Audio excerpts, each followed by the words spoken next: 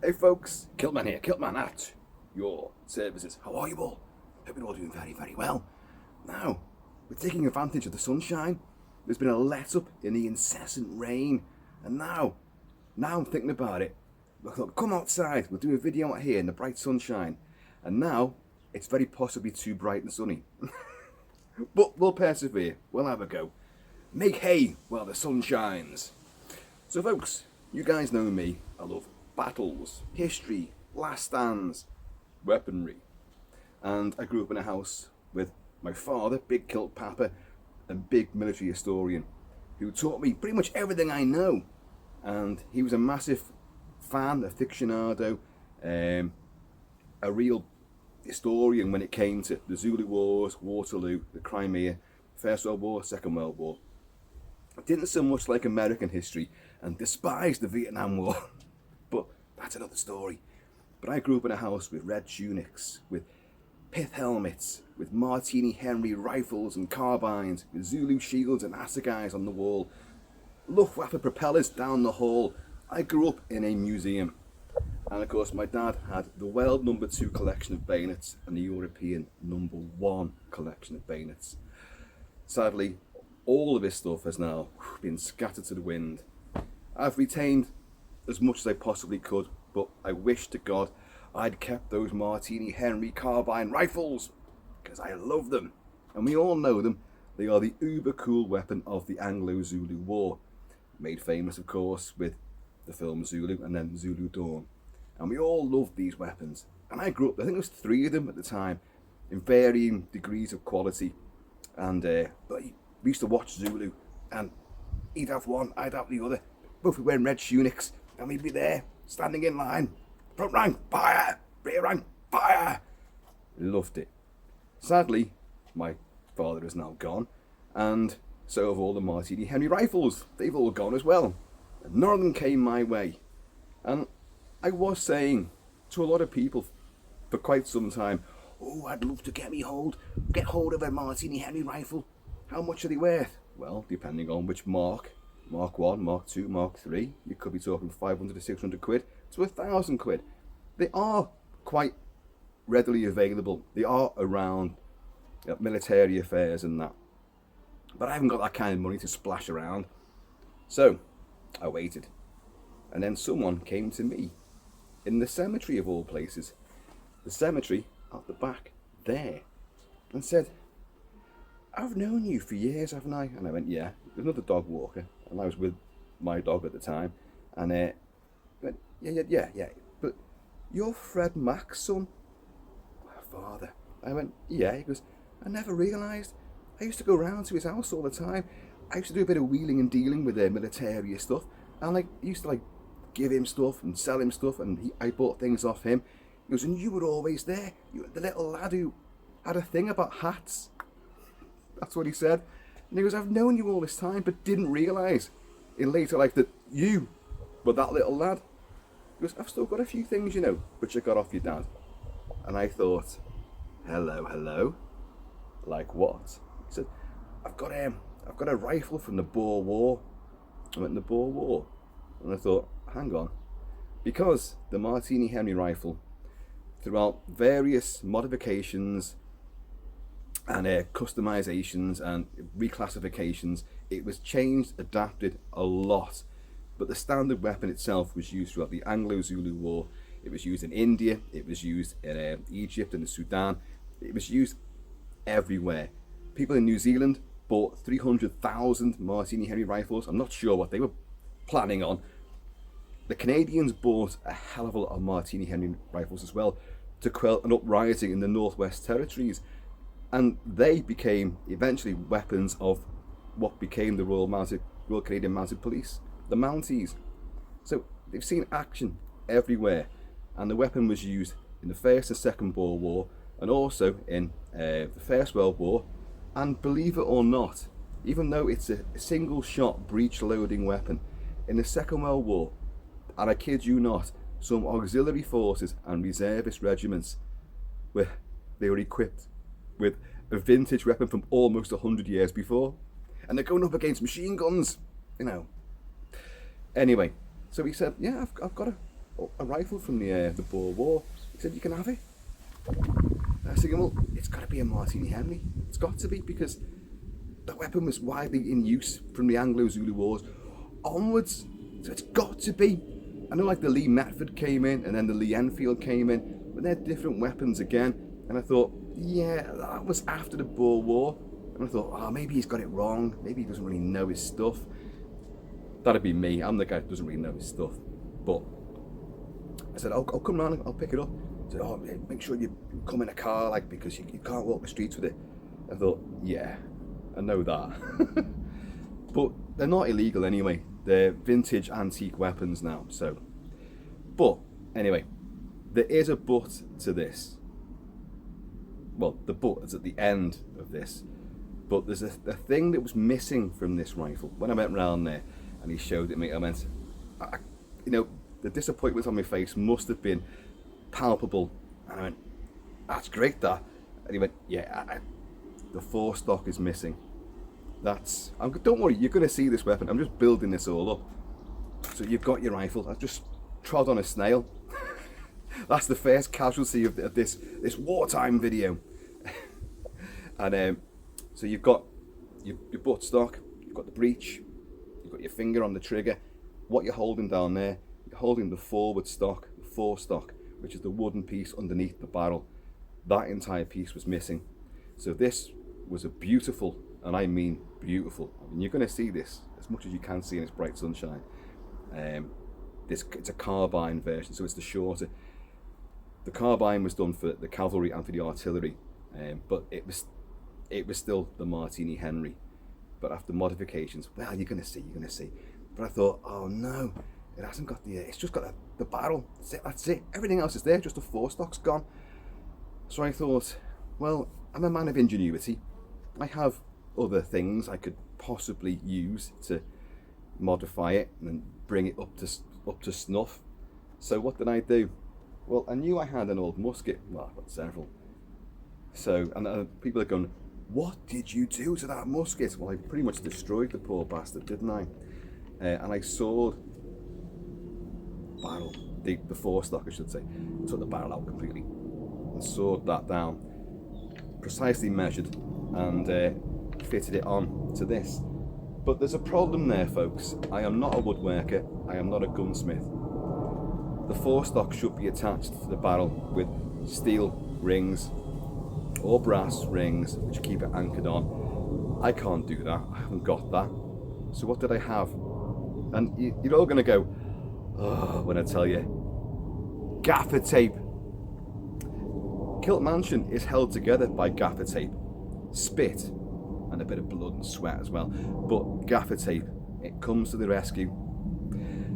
So enough preamble. Let's show you this baby, and let's hope you can see some of the markings on it, because that's what makes it really special and important. But bear in mind what I've just said.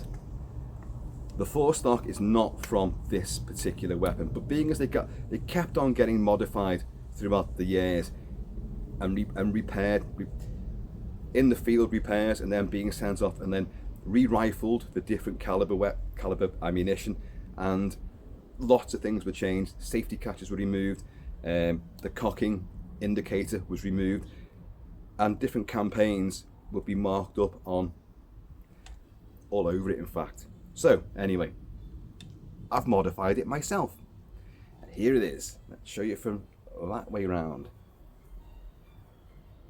Yes, you can see the gaffer tape. I do apologise, folks. I wish it had just come complete, but it didn't. So what can I do? I could have shown you this with just the barrel and nothing underneath. Got to remember that forestock there is from that musket, right? It's gone very dark all of a sudden, hasn't it? God, can you see anything at all? But to all intents and purposes, this has got everything we need to show you. Now, the original Martini-Henry was a .577 450 caliber.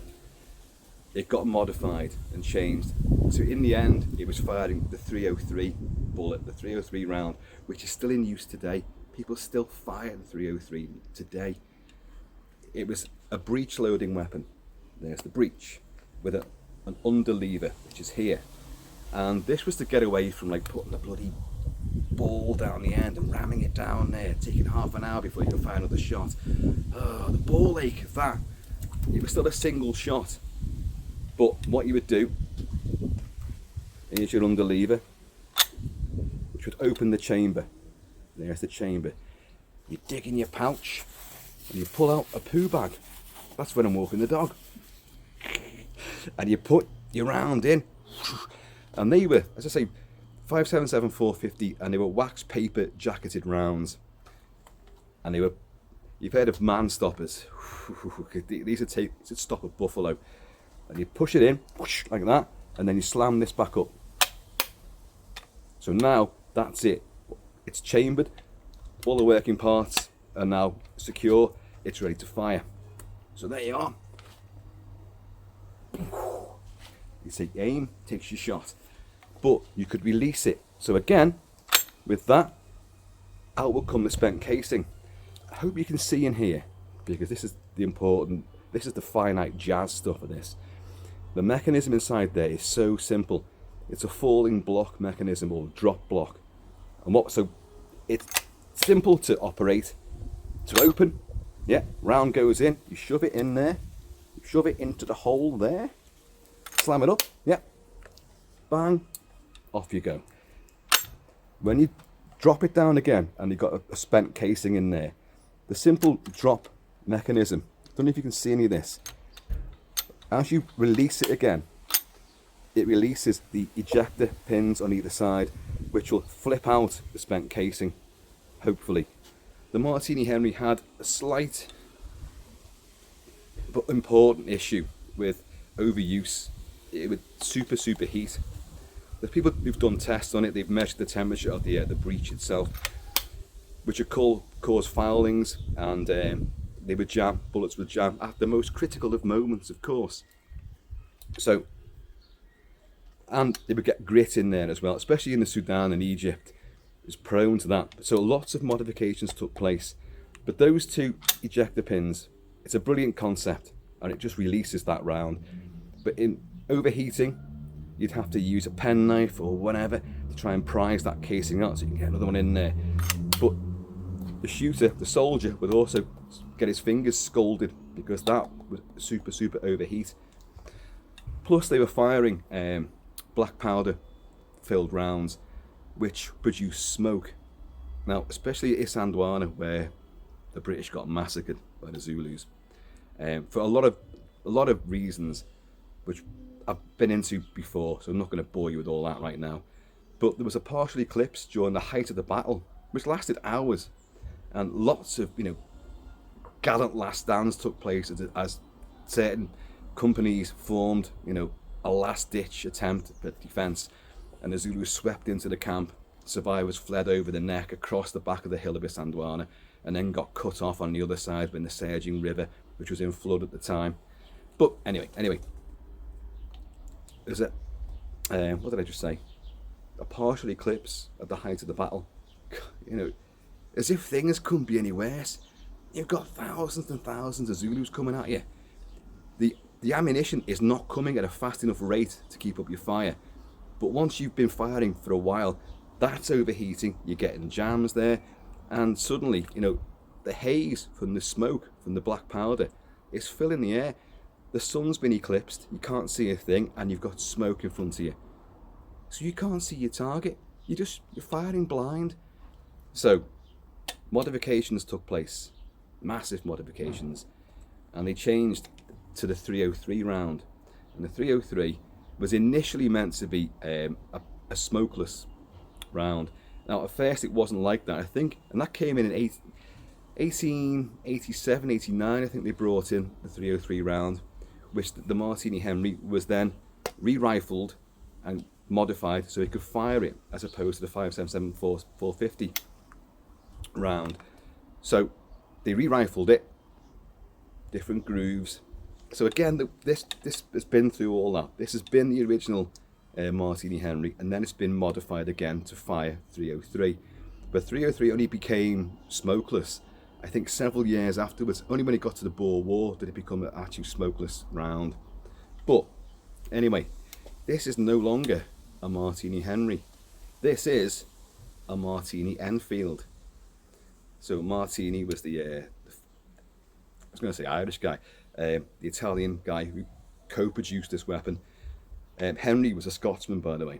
But so now it's Enfield, and Enfield became one of the leading weapons manufacturers. The Lee Enfield, was a spectacular weapon. But this modified version is the Martini-Enfield. So it's got the Enfield rifling, and it becomes the 303. And we know all this because it tells you. It's written all over it. Right, let's get to the original stamp. Right, here's the breech. You eagle-eyed people have spotted straight away that it hasn't got the cocking indicator, which was the little teardropped piece of metal, which would sit there, and when you fire it, it would either go when it's fired, and then when you reload it again, it'll click forward again. I don't know why that's not there. I really do not know why it's not there. I wish it was. See, it was missing the forestock, and it was missing that indicator, which is one of the iconic elements of that gorgeous breech, which does look fantastic, doesn't it? So anyway, that's not there. The safety catch is not there either. That was removed because they saw no point in having a safety catch on it, so that was removed. One of the previous modifications. So now, I don't know if you can see. Let's get on this. You have the crown and the VR. The VR for Victoria Regina, which is Queen Victoria. And you've got, let's have a look because I can't see it myself now. Enfield, 1881. Another crown with an arrow. And you've got IC1. IC1 is Infantry Carbine Mark 1. So that was how this was to begin with. Yeah? An Infantry Carbine Mark 1. Carbine's shorter than the rifle. It's a shorter version. It's predominantly used for cavalry and artillery because it's just for ease of use, especially for cavalry and mounted infantry as well. So you could easily unsheath it and fire from atop your horse. So now that was one of its original designations there. You flip it round to the side, and you've got this rather strange, more modern screw affixed there. I'm not sure what that is. Someone out there is going, oh, that's used to decommission the weapon, deactivate it. That may be true. I don't know. I've got a feeling it does have something to do with that, stopping the actual. This wouldn't be able to fire. I do not think. I mean, the parts still work. The trigger still moves. You can still chamber something, but you're not going to have that firing pin to strike anything. And I think that is part of how they block the mechanism off for that. I reckon. I don't know for certain, but anyway.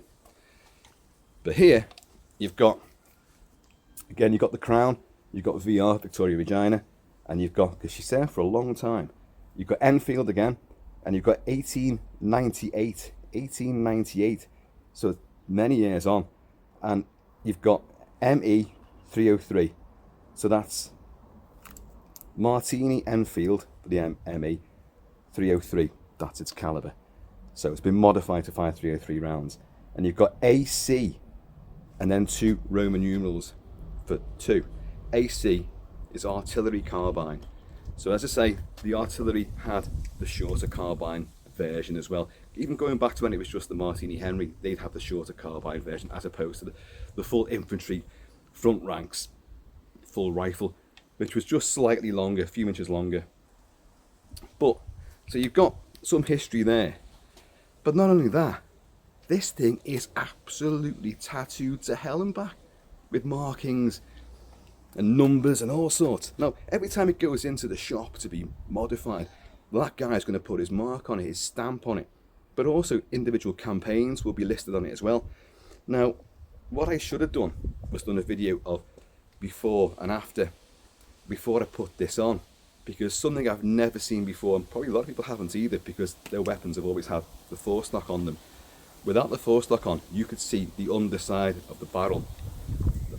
And I kid you not, from the start of the barrel to about here, you have a single line of many, like dozens of markings and etchings. Different people have worked on this weapon and done things, and it could also be things where it's a campaign stamp as well. So this has been around the world and back, and now it's here. But I can probably show you some bits. In fact, even on the side of the barrel there, I don't know if you can see there, you've got a crown there. On the other side, I think it's underneath that, but there's another crown on this side. But most of those markings are on the underside, and they stretch almost the entire length of the barrel. That's a hell of a lot, that. And I'd wager a lot of people haven't seen that sort of thing, unless you take the gun apart and inspect it all. But anyway, there's more markings. We have much later here, I think there's a date stamp. I don't know if you can see this indented, screwed in, like brass circle, brass disc. And this says, the date on it is 1899, so it's after the latest date on the breech. It says number 3. It's got a V underneath the screw, and it's got lots and lots of little markings underneath there, which I really can't make sense of. Actually, on the buttstock itself, we are stamped here, regimental stamps and crests. We have the British broad arrow. That appears, I mean, all the Commonwealth adopted the British broad arrow, but if you like New Zealand, for example, you'd have the arrow with NZ either side of it, New Zealand. And as I say, they bought a lot of these. Now, what I'm a bit confused about is that the broad arrow is 2 broad arrows meeting together, and you see that it's on the breech as well. It's on various other parts where the 2 arrows are meeting. I'm not sure why that is. Normally the broad arrow is just on its own, but it's been used for, well, centuries, you know, the British broad arrow. So you've also got more markings here, which are quite big, quite obvious. You see those? I'd love it to say the first 24th of foot. I'd love it to say that, but it doesn't. What it says is you've got a great big 2, and you've got a lopsided 4, and then another 4. Then you've got a little 7 over there, and you've got a marking here with 3. Now that could be 13, or it could be a mark and number 3. So these are all different designations. Very strange. There's markings underneath as well. There's markings there. There's crown there. There's stuff alongside the underside here. There is a piece missing there, like a screw or a bolt or something. The first Martini-Henrys had a checkerboard effect on the end of the butt, which they thought erroneously actually gave you a bit more purchase in the shoulder when you're holding it. Then they worked out it actually doesn't make a bit of difference at all, and it was better to just keep it smooth. So all the later ones are smooth. Now you've got a thumb grip there on the side of the bullet loading chamber. Now that, believe it or not, is to give you better grip when you're shooting it. Having fired many guns in my time, I do not find that comfortable or reassuring to have your thumb there. I don't get it. I don't get it at all. Your thumb, it goes over. You're anchored properly there. That's better. That's better. Not like that. I don't get that at all. But anyway, that's what it was there for. I say some things have been removed here. The safety catch is gone. That wouldn't be there. That would have been removed. What I don't get is why the cocking indicator has been taken off. Whether it's part of the the decommissioning of it, the deactivation of it, I should say. I don't know. If you look under here as well, I don't know if you can see inside the trigger guard. One thing they realised early on, especially from desert campaigns, the sand and grit would get inside the trigger mechanism because there was a great big gaping hole there. So they filled that hole in, so you've got like a bit more steel goes on there, big hump. But obviously you've still got your problem of stuff getting inside there. Not much way around that, to be honest. What they would do as well, some of these, can you see the depression here, which the cartridge would slide down into the hole, you know, into the rifle barrel itself. Sometimes they would be highly polished and even whitened, and the idea was that in sunlight you could use that. You could see a reflection of down the barrel, so you could see if your barrel was fouled, you could see if there's grit in there, whatever, and you could work on it, you know. That's a nice idea, but obviously this one doesn't really have that. I know it's shining now in the sunlight, but that's not quite the effect they wanted. So I'll go on to the sights in a minute as well. But another thing that was removed as well was the cleaning rod, which would sit, there'd be a depression underneath it. Now I know that's not the original forestock, I know, but if I had this weapon with the forestock on it and the whole thing had gone through its life together, well, that would have been removed anyway, because they took away the cleaning rod altogether. So that wouldn't be there. There should be a lug for the bayonet, which was a fabulous bayonet, which this weapon had, but of course I haven't got that. So my old man's up there going, oh, you use gaffer tape. Oh yeah, you've ruined it. But what else could I do? I just wanted to show it and looking a bit better. It would look silly with its skeletal barrel, a bit pokey and weird. So you have your foresight down here. Foresight, can you see that? Maybe you can see anything at all. You have your rear sight here. Sorry, I put the wrong bit. There is your rear sight, there. So you align all that and off you go, caboose. But you've actually got, this is a bit of genius, this. I don't know if you can see there, there's slide markings on here for the range. So you've got, because I had quite a good range this. Your first one is 200, 300, 400, and then it skips and it goes to 600 yards, that is. And how you would use that, this slider here, as you move it down, it'll raise it slightly, which of course means you're changing the range of the bullet you're going to send into the enemy. So that works great. But also you've got a long distance. Do you see that? You've got a sighting ladder here, and you've got the leaf which you can move up, and that has range markings on it in the thousands. So you go up to like 2,000 yards, which it could hit someone. You'd have to be a bloody good marksman to do it, but anyway, apparently it worked. There's markings on this as well, actual maker's marks and engravings, and you've got the ranges. It's a bit hard to see, but the ranges are inscribed down the sides of the sighting ladder. Now the thing is that this leaf has come loose. I can tighten that. I probably will do, because it won't stay up. It just keeps sliding. Oh, it stayed up at the top. Can you think what the problem might be with that if you're doing long range sniping and you've got this up there and you've got to align that V with the sight down there at a target a long way away? Well, if your chin and your cheek is against the buttstock, you can't see above the breech to see that, to align those sights. So you'd have to put a pad there to raise your head up so you could align it, and that's what you had to do. So a lot of it ingenuity and obviously trial and error, and it just flips up, flips back again. Beautiful. If you can hear it in the background, we've got the soundtracks to Zulu and Zulu Dawn playing, but anyway. But this saw action way beyond any of that. The First and Second Boer Wars, it may have even been to the Sudan, it may have been to India, because all those markings down the underside of the barrel do give a lot of its history away, but stupidly I covered it all up.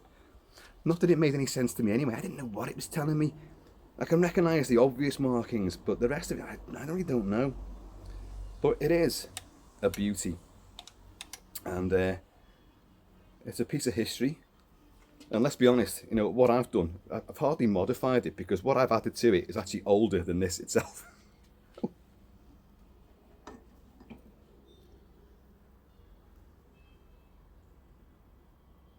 Cheers, y'all. It's just water. No whiskey at the moment. That'll come later. But yeah, let's do it again. Now, another weird thing as well is that when I click that back in, I have to literally snap it back in. Now, other ones I've seen of these, and the ones I remember as a kid, that just went straight in. It fits into a little groove there, a little groove down there. So, but you've got to click it in. Now, otherwise it'll just flop loose again, which won't do you any good, will it? But I don't recall ever having to do that before. So I'm not sure if that's either it's just worked itself slightly loose, I don't know, or it's part of the deactivation process. I really don't know. Can you see me at all? It's gone really dark, hasn't it? Let's swivel around a bit. Let's do that. So yeah, it's me, I'm here, for real. Yeah, if you just imagine that those bits aren't there, although it kind of looks customised, doesn't it? Like, that's something like maybe a boar would do when they're fighting the boars, who had a vast array of weaponry. Infinitely better than us. Guerrilla tactics, commando tactics. We learned a lot from the boars.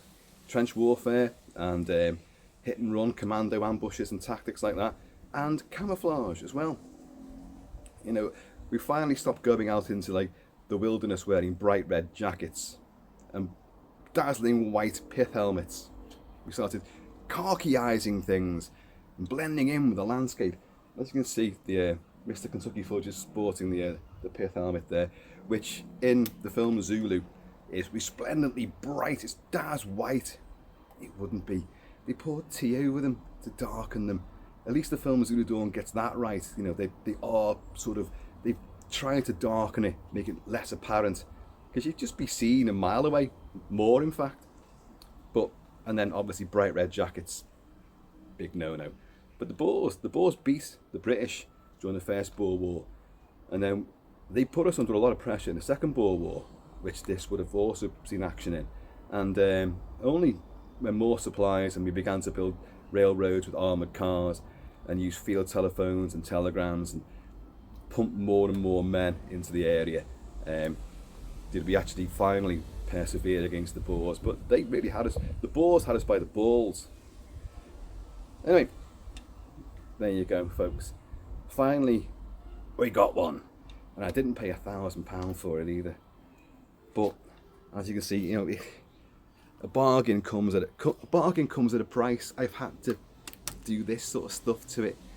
Maybe one day I'll find someone who can actually fix it on, because that forestock as well, there's inside the breech there is a hollow depression which it would connect into, and you'd fold it up and you put the steel rings around to hold it in place to affix it to the barrel. So I couldn't do that. I couldn't shape that wood to fit in there. So I just had to cut the wood and just, right, it fits. And even then, because the other thing as well, the weapon it came off, it was smooth and one consistent diameter. This, of course, the breech carries on there, and the breech is actually wider than the rest of the barrel by quite some bit. So I had to do some chiseling down and some carving, a bit of grafting. But then, even then, when I finally fitted it on, it went and split the piece of wood. I was like, oh, you're joking. It didn't have another one. So I just had to tape it up, obviously. But, you know, it ain't going anywhere. So, you know, you just love doing that, don't you? And even that isn't too bad. You know, slamming it in. But after a while, it kind of becomes unaligned, and you've got to try to find, you know, the sweet spot.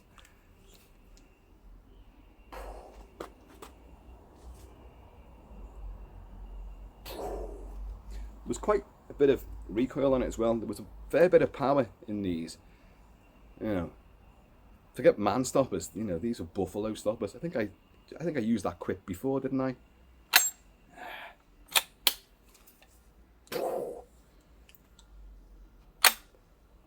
Reload. Present. Fire. Yeah. Okay. Well, there you go. So, quick resume again. This is the Carbine version. Its last official designation is the Martini-Enfield 303 Artillery Carbine Mark II. There would be a Mark III. I think there might be even a Mark IV. Again, it's just further modifications that took place. But anyway, I think you'll agree. It's a piece of history. It's wonderful. Oh, something else as well. The original rifle had a longer underlever. This is a lot simpler, a bit smaller. The more I'm doing this, the more I'm liking that reassuring click that you've got it in place. Yeah.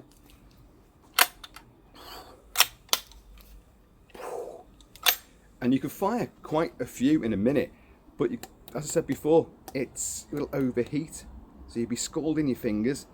The idea is hopefully you've either killed all the enemy or you've certainly driven them off, but not when there's like tens of thousands of Zulus charging towards you and you've been positioned too far out from the main camp and your ammunition supply.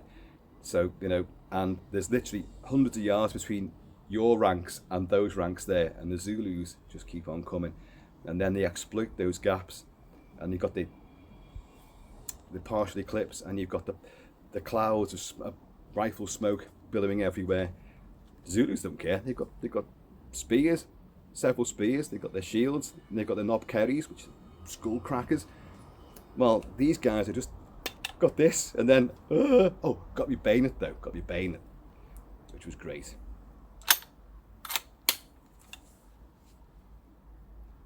Yeah. Oh, another thing as well. In Jaws, Quint has his greenest harpoon, and the greenest harpoon is based on that shape, that breech, and the style of the Martini-Henry. It was a modified Martini-Henry breech that they used for the greenest harpoon. So there's even a bit of Jaws there. And funnily enough, before I put this modified forestock on it, they just had the barrel. It kind of looked more like Quint's harpoon gun because it was just the skeletal barrel itself. So yeah, well, there you go, folks. I've disappeared into darkness again, haven't I? But there you go. That's the way. I can't control the weather and the clouds. Folks, I have been, I wish I'd be Kilt-Man. Please, in the meantime, as ever, let's explore history in between time. Please keep it Celtic, keep it Celtic, and I'm going to see you all later.